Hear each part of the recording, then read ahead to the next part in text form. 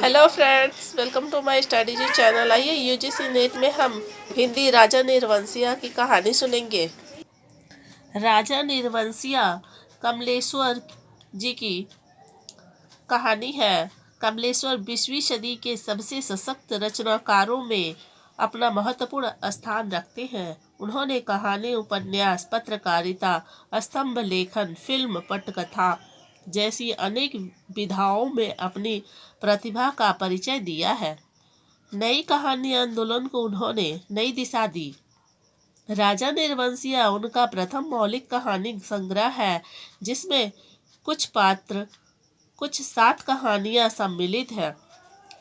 देवा की माँ, पानी की इस तस्वीर, धूल उड़ जाती है, सुबह का सपना, मुर्दों की दुनिया, आत्मा की आवाज और राजा निर्वंशिया। इस कथा संकलन में उनकी सबसे सशक्त कहानी राजा निर्वंशिया है।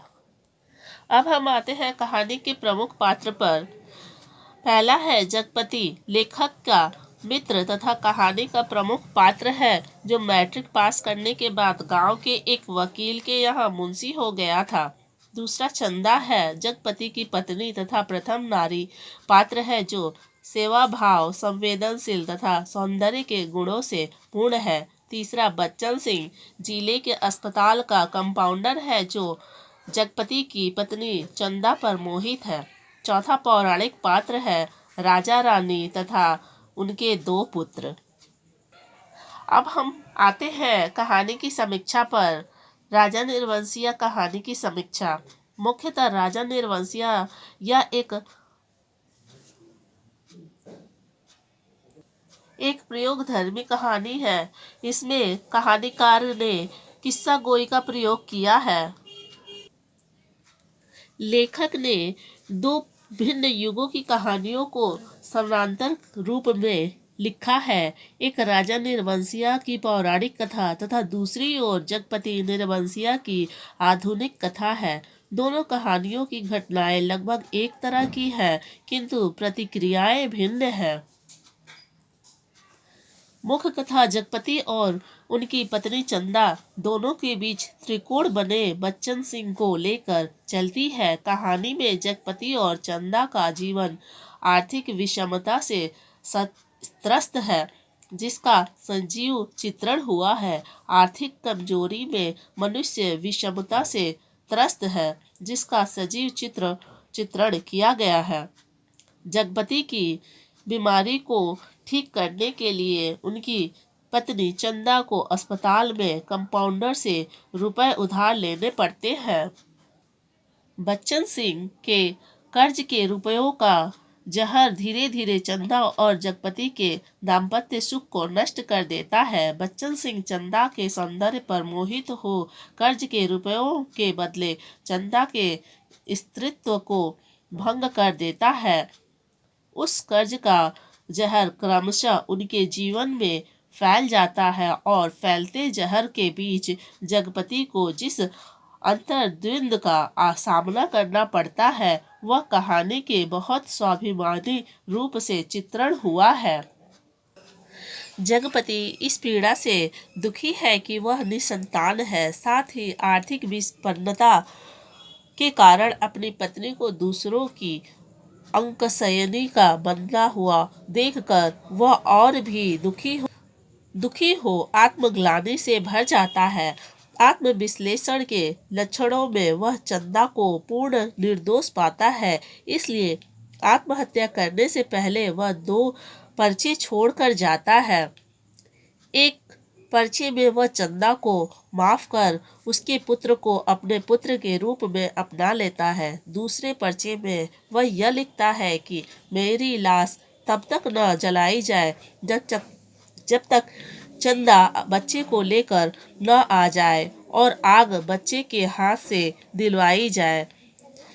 यह इस प्रेम कथा की अद्भुत परिणति है। इस रूप में जगपति हमारे लिए एक बहुत आदर्श पात्र बन जाता है।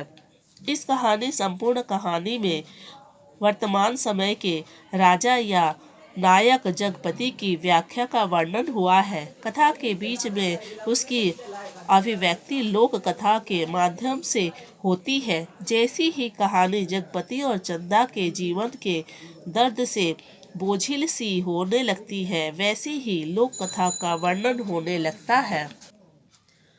पति पत्नी का जो रिश्ता सबसे पवित्र और विश्वास का माना जाता था, आज वह समझौताओं तक सीमित रह गया है तथा लोगों को आस्थाएं टूटती रही है।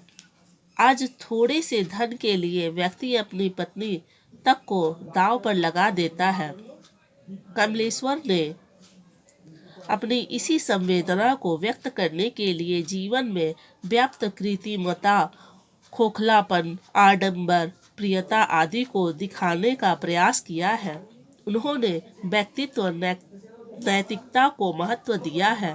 उनके पात्र प्रेम और आर्थिक संघर्ष में टूटते दिखाई देते हैं। आज संयम संदेहों का समाधान नहीं करते, बल्कि मन के गांठ बांध लेते हैं। इस प्रकार हम कह सकते हैं कि वर्तमान युग की घुटन, टूटन, संवेदनहीनता को व्यक्त करने का कमलेश्वर जी का यह अनूठा प्रयोग है। कहानी का शीर्षक राजा निर्वंशिया पूर्णतः उपयुक्त है, क्योंकि प्राचीन कथा में राजा निर्वंशिया है, तो दूसरी ओर आधुनिक कथा में जगपति भी निर्वंशिया है। पूरी कथा जगपति और चंदा के इर्द गिर्द की ही घूमती रहती है। इस प्रकार संतान न होने पर राजा रानी को बाद में संदेह की दृष्टि से देखा जाता है और आधुनिक कथा में जगपति तथा चंदा को उन्हीं परिस्थितियों का सामना करना पड़ता है। अतः संपूर्ण कहानी के मूल कथन को संकेत रूप से प्रकट करने के कारण यह शीर्षक उपयुक्त है।